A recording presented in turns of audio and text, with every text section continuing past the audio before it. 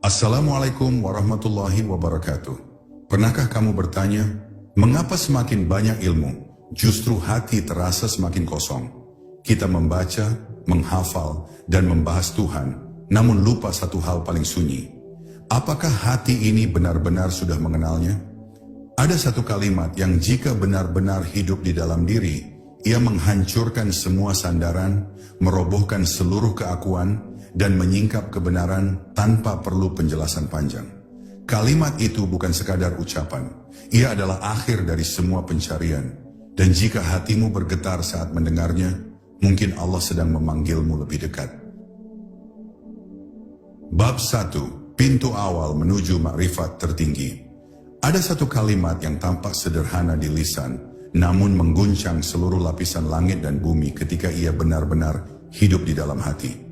Kalimat itu bukan sekadar rangkaian huruf, bukan pula sekadar bacaan turun-temurun, melainkan kunci rahasia yang dengannya seluruh hijab disingkap perlahan. Banyak orang mengucapkannya setiap hari, namun hanya sedikit yang benar-benar memasukinya. La ilaha illallah bukan hanya penafian terhadap sesembahan selain Allah, tetapi pembebasan jiwa dari segala ketergantungan yang menyamar sebagai kebenaran. Di titik inilah makrifat dimulai. Bukan dari banyaknya ilmu, melainkan dari runtuhnya segala klaim diri.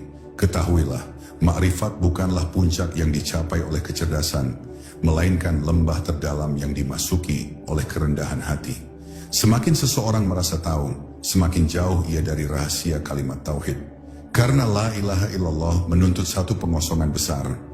Pengosongan dari merasa memiliki daya, merasa berkuasa, merasa mengerti.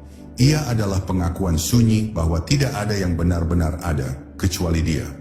Di saat inilah hati mulai belajar diam dan akal mulai menunduk. Karena yang akan berbicara selanjutnya bukan logika, melainkan cahaya. Banyak pencari tersesat bukan karena kurang belajar, tetapi karena terlalu sibuk mengumpulkan tanpa pernah melepaskan. Mereka menambah demi menambah, namun tidak pernah mengurangi. Padahal makrifat tertinggi justru dimulai saat satu demi satu sandaran palsu dicabut dari relung jiwa. Ketika doa tidak lagi dipanjatkan karena berharap balasan, ibadah tidak lagi dilakukan demi pengakuan, dan zikir tidak lagi dilafalkan demi rasa. Saat itulah la ilaha illallah berhenti menjadi suara dan mulai menjadi keadaan. Kalimat tauhid ini bukan sekadar milik para nabi atau para wali, namun tidak semua orang sanggup menanggung konsekuensinya. Karena siapapun yang benar-benar menghidupkan la ilaha illallah harus siap kehilangan banyak hal. Kehilangan keakuan, kehilangan kesombongan halus, bahkan kehilangan rasa aman yang selama ini disandarkan pada selain Allah. Di jalan ini, seseorang akan dibuat bingung oleh cahaya dan dibuat hancur oleh kehadirannya, hingga akhirnya sadar bahwa selama ini yang dicari ternyata lebih dekat daripada urat lehernya sendiri. Maka jangan terburu-buru merasa telah sampai hanya karena lisan telah fasih mengucap. Jalan makrifat bukan tentang cepat, tetapi tentang jujur. Bukan tentang tinggi, tetapi tentang luruh. Di bab awal ini, cukup satu kesadaran yang ditanamkan dalam-dalam. Bahwa tiada ilmu yang melebihi la ilaha illallah, karena seluruh ilmu berakhir pada pengakuan bahwa tidak ada daya, tidak ada wujud, dan tidak ada tujuan selain Dia semata. Dan jika hatimu mulai bergetar tanpa sebab setelah mendengarnya, itu bukan emosi, itu pertanda pintu telah diketuk dari dalam. Bab 2. Saat tauhid tidak lagi diucap, tapi dialami. Pada tahap ini, tauhid tidak lagi meminta lidah untuk berbunyi, karena hati telah lebih dahulu bergetar. La ilaha illallah tidak lagi hadir sebagai kalimat yang dihafal, melainkan sebagai kesadaran yang mengalir di setiap tarikan napas. Seseorang mulai merasakan bahwa hidup ini berjalan bukan karena rencananya, bergerak bukan karena kekuatannya, dan bertahan bukan karena kepintarannya. Semua seolah bergerak sendiri, namun sebenarnya digerakkan. Disinilah tauhid berpindah dari luar ke dalam, dari suara ke rasa, dari keyakinan ke penyaksian batin yang sunyi namun nyata. Ketika tauhid mulai dialami, seseorang akan perlahan kehilangan kebiasaan menyalahkan keadaan. Bukan karena ia pasrah tanpa usaha, melainkan karena ia melihat tangan Allah bekerja di balik segala peristiwa. Luka tidak lagi sepenuhnya pahit, kehilangan tidak lagi sepenuhnya gelap, dan kegagalan tidak lagi sepenuhnya menghancurkan. Ada rasa aneh yang tumbuh, tenang di tengah tidak mengerti, lapang di tengah sempit. Ini bukan hasil latihan mental, melainkan buah dari la ilaha illallah yang mulai bersemayam sebagai keyakinan hidup. Pada fase ini pula, ibadah berubah wajah. Salat tidak lagi sekadar kewajiban waktu, tetapi perjumpaan yang dirindukan. Zikir tidak lagi dikejar karena jumlah, melainkan karena kehadiran. Bahkan diam pun bisa menjadi ibadah jika di dalamnya ada kesadaran bahwa Allah sedang menyaksikan. Tauhid yang hidup membuat seseorang berhenti memamerkan amal, karena ia tahu siapa sebenarnya pemilik amal itu. Ia beramal bukan untuk dilihat, bahkan bukan untuk merasa, melainkan karena tidak sanggup tidak taat. Namun jangan disangka jalan ini dipenuhi rasa manis tanpa ujian. Justru ketika tauhid mulai meresap, Allah akan menguji kejujurannya. Apa yang selama ini menjadi sandaran akan digoyang, apa yang selama ini dianggap aman akan dilepaskan. Bukan untuk menyiksa, melainkan untuk membersihkan. Karena la ilaha illallah tidak memberi ruang bagi dua ketergantungan dalam satu hati. Selama masih ada yang lebih ditakuti, lebih diharapkan, atau lebih dicintai daripada Allah, selama itu pula tauhid masih meminta disempurnakan.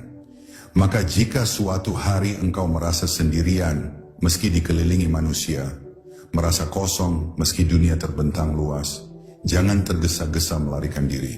Bisa jadi itu bukan kehampaan, melainkan undangan. Undangan untuk masuk lebih dalam ke makna la ilaha illallah, di mana hati berhenti mencari pegangan selain Dia, dan jiwa mulai belajar percaya tanpa syarat. Di titik inilah tauhid tidak lagi diajarkan, tetapi dirasakan, dan makrifat mulai membuka tabirnya setipis kabut menjelang fajar. Bab 3. Runtuhnya aku di hadapan yang maha ada. Ada satu fase yang jarang dibicarakan, karena ia tidak indah untuk diceritakan, namun sangat menentukan bagi perjalanan makrifat. Fase ketika rasa aku mulai dipertanyakan dengan jujur. Bukan sekadar rendah hati di lisan, tetapi benar-benar kehilangan keinginan untuk menonjolkan diri. Pada titik ini, la ilaha illallah mulai bekerja seperti cahaya yang menyingkap bayangan diri yang selama ini disangka nyata. Seseorang mulai sadar bahwa banyak amalnya masih membawa nama dirinya sendiri, dan banyak doanya masih menyimpan kehendak tersembunyi. Runtuhnya aku bukan peristiwa sekali jadi, melainkan proses yang pelan namun mengguncang. Kadang ia datang dalam bentuk kegagalan yang memalukan, kadang hadir sebagai pujian yang terasa hampa, dan kadang menjelma sebagai keberhasilan yang justru membuat hati takut. Karena semakin seseorang dekat dengan makna tauhid, semakin ia sadar bahwa tidak ada satupun yang pantas diklaim. Semua yang baik terasa terlalu suci untuk disandarkan pada diri, dan semua yang buruk terasa terlalu jujur untuk disangkal. Di fase ini, seseorang akan diuji dengan hal yang paling halus, keinginan untuk diakui sebagai orang yang sudah sampai. Inilah hijab terakhir yang paling licin, karena ia menyamar sebagai cahaya. Merasa lebih paham, lebih dalam, lebih dekat, semua itu bisa menjadi berhala baru jika tidak diawasi. Maka la ilaha illallah datang kembali, bukan untuk menambah pengetahuan, tetapi untuk merobohkan sisa-sisa keakuan yang masih berdiri diam-diam di dalam batin. Ketika aku mulai runtuh, doa pun berubah arah. Tidak lagi meminta agar keadaan sesuai keinginan, melainkan memohon agar hati selaras dengan ketetapan. Tidak lagi bertanya, mengapa ini terjadi padaku, tetapi belajar menerima bahwa apapun yang terjadi adalah bagian dari pengasuhan ilahi. Ada rasa aman yang lahir bukan karena semua berjalan baik, tetapi karena percaya penuh kepada Yang Maha Mengatur. Disinilah ketundukan tidak lagi terasa berat, justru menjadi tempat istirahat terdalam bagi jiwa. Maka jika engkau merasa direndahkan tanpa sebab, disalahpahami tanpa pembelaan, atau dijatuhkan tanpa perlawanan, jangan buru-buru menganggap itu kehinaan. Bisa jadi itu adalah cara Allah mengosongkan tempat di dalam hatimu, agar hanya Dia yang bersemayam. Karena makrifat tidak tumbuh di atas panggung pujian, melainkan di tanah kerendahan. Dan saat aku benar-benar luruh, La ilaha illallah tidak lagi diucapkan olehmu, tetapi hidupmu sendiri yang menjadi pengakuannya.